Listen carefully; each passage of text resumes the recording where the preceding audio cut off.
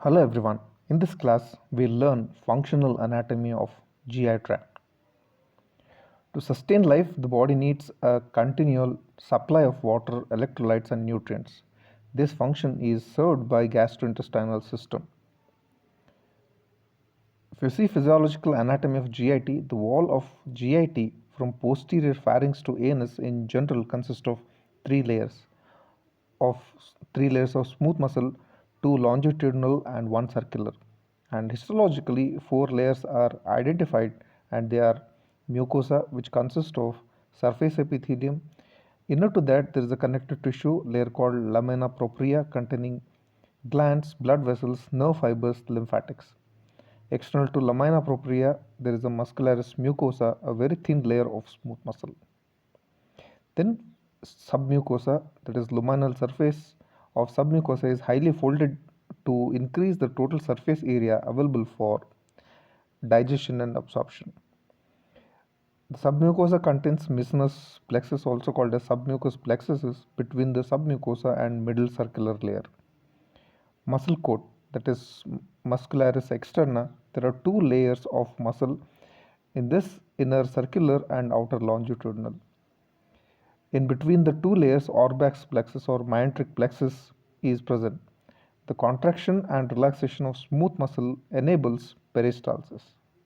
And serosa is the outermost layer of GI tract. These are the different layers of the GI tract: the submucosa, the mucosa, submucous muscle. Then we have submucous viscera, plexus and nerve plexuses, then circular muscle layer, and in between the longitudinal and circular we have myenteric plexuses, or also called as orbax plexuses, and outermost layer is called as serosa. Nerve supply to the GIT. There are two types of innervation. They are enteric, or also called as intrinsic, and extrinsic nerve supply. Extrinsic innervation. This consists of parasympathetic and sympathetic, which are components of autonomic nervous system. Parasympathetic fibers are through the vagus, that is through the cranial outflow. The neurotransmitters produced or secreted is acetylcholine. Fibers also originate from sacrum, that is also called as sacral outflow. Stimulations increases the activity of intestinal smooth muscle and increases the uh, motility.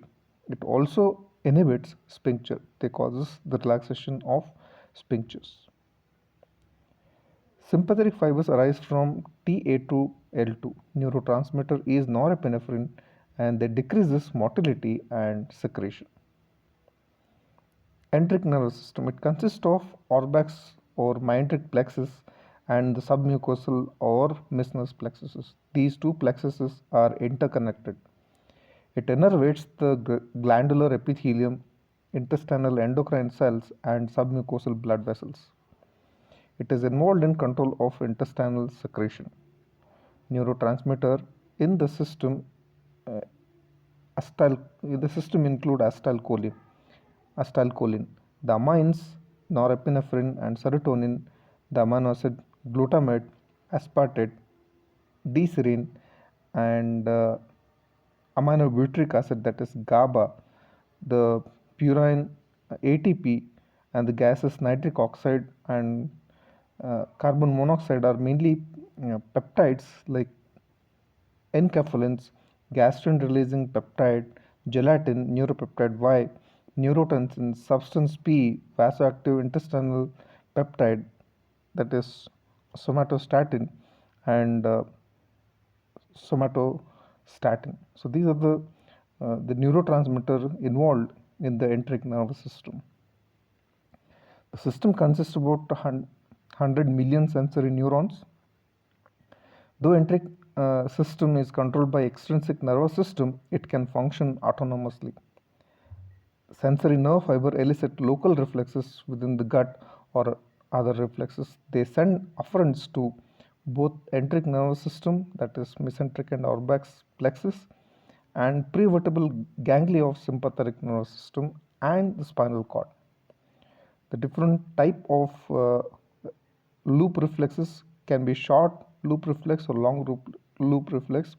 The long loop reflex, they mainly involve the center in the central nervous system, that is in the brain, whereas short loop reflexes, their center is usually in the gut wall, that is the enteric nervous system. So this is diagram showing the different layers, that is epithelium, muscularis, mucosa, submucosal plexuses, that is mucinous plexuses, which uh, mainly help in the glandular secretion, whereas the myenteric plexuses, which are present between the two layers of muscle fibers, stimulation of which is going to increase the contraction and peristalsis. Usually they are supplied by sympathetic and parasympathetic. Sympathetic, it increases the secretion from uh, the the submucosal plexuses, and it is going to inhibit the muscular contraction, whereas parasympathetic usually increases the secretion and it is going to improve the peristaltic activity. And they can have a short loop where the sensation goes to the local plexus, and depending on the local stimulus, the activity of the gut is controlled, whereas some fibers, they carry information to the central nervous system. This is in brief about the functional organization of GI tract. Thank you.